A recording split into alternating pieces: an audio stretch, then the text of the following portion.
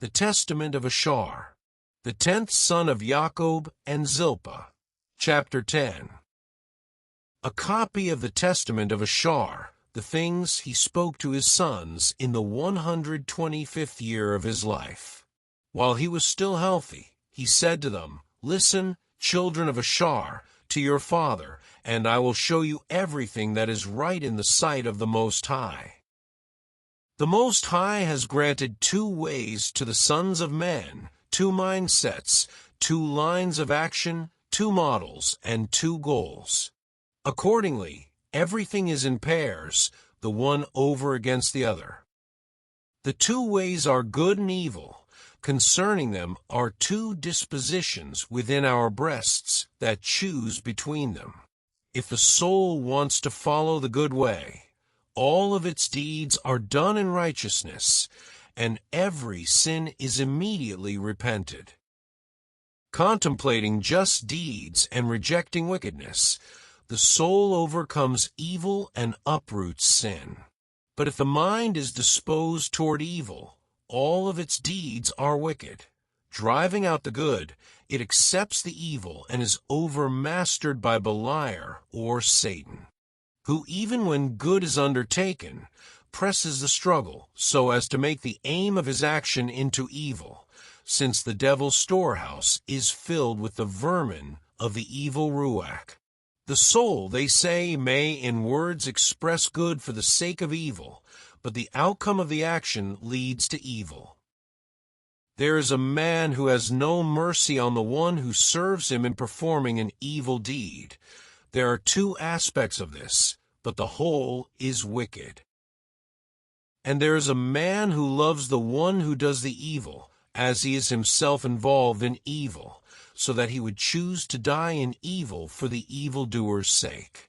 There are also two aspects of this, but the whole situation is evil.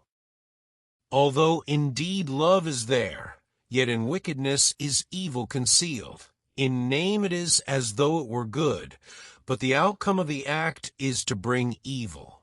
Someone steals, deals unjustly, robs, cheats, but yet has pity on the poor. This also has two aspects, but is evil as a whole. He who cheats his neighbor provokes the Most High's wrath.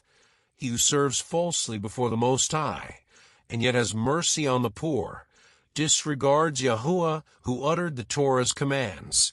He provokes him, and yet he alleviates the plight of the poor day laborer, but is evil as a whole. He defiles the soul, and takes pride in his own body. He kills many, yet has pity on a few. This also has two aspects, but is evil as a whole.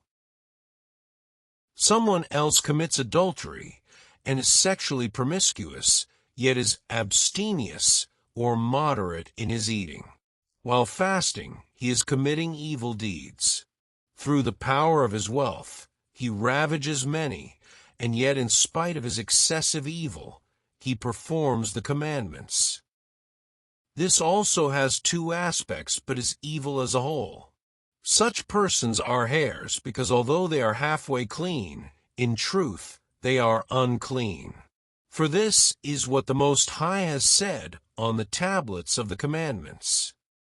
But you, my children, do not be two-faced like them, one good and the other evil. Rather, cling only to goodness, because in it Yahuwah Elohim is at rest, and men aspire to it.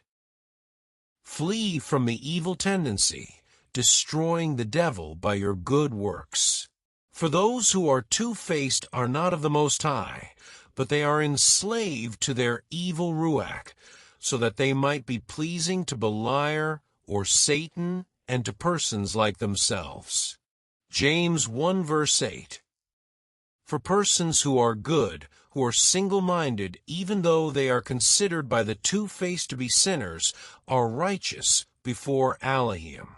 For many who destroy the wicked perform two works, good and evil, but is good as a whole, because evil is uprooted and destroyed. One person hates the man who, though merciful, is also unjust, or who is an adulterer, even though he fasts, and thus is two-faced. But his work is good as a whole, because he imitates Yahuwah, not accepting the seeming good as though it were the truly good. Another person does not want to see any pleasant days among the convivial, lest they disgrace the body and pollute the soul. This also has two aspects, but is good on the whole. For such persons are like gazelles and stags. In appearance they seem wild and unclean, but as a whole they are clean. They live by zeal for Yahuwah, abstaining from what the Most High hates and has forbidden through his commandments, staving off evil by the good. Children, you see how in everything there are two factors, one against the other, one concealed by the other. In possessions is greed, in merriment is drunkenness, in laughter is lamentation, in marriage is dissoluteness. Death is successor to life, dishonor to glory, night to day, darkness to light, but all these things lead ultimately to day. Righteous actions to life, unjust actions to death, since eternal life wards off death. One cannot say truth is a lie, nor a righteous act is unjust, because all truth is subject ultimately to the light, just as all things are subject ultimately to the Most High. I have demonstrated all these things in my life, and have not strayed from Yahuwah's truth. I have searched out the commandments of the Most High, and lived them according to all my strength. You also, my children, give attention to Yahuwah's command, pursuing the truth with singleness of mind. The two-faced are doubly punished because they both practice evil and approve of others who practice it. They imitate the ruach of error and join in the struggle against mankind. You therefore, my children, keep the Torah of Yahuwah, do not pay attention to evil as to good, but have regard for what is really good, and keep it thoroughly in all Yahuwah's commandments, taking it as your way of life, and finding rest in it. For the ultimate end of human beings displays their righteousness, since they are made known to the angels of Yahuwah and of Beliar or Satan. For when the evil soul departs, it is harassed by the evil ruach which it served through its desires and evil works.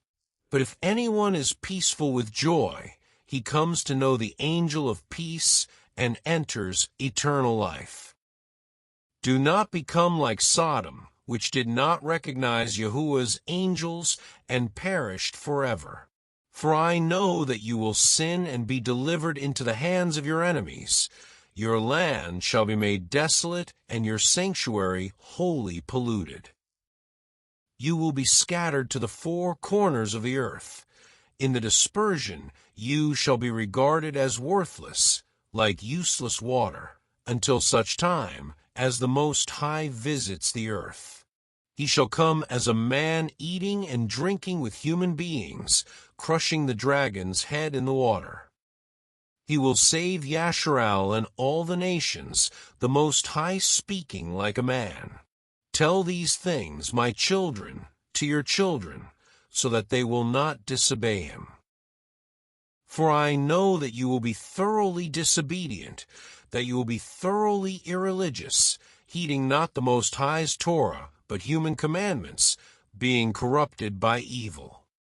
For this reason, you will be scattered like Dan and Gad. My brothers, you shall not know your own lands, tribe, or language. But he will gather you in faith, or truth through his compassion, and on account of Abraham, Isaac, and Jacob. After he had said these things, he gave instructions, saying, Bury me in Hebron. And he died, having fallen into a beautiful sleep. And his sons did as he commanded them. They took him up to Hebron and buried him with his fathers.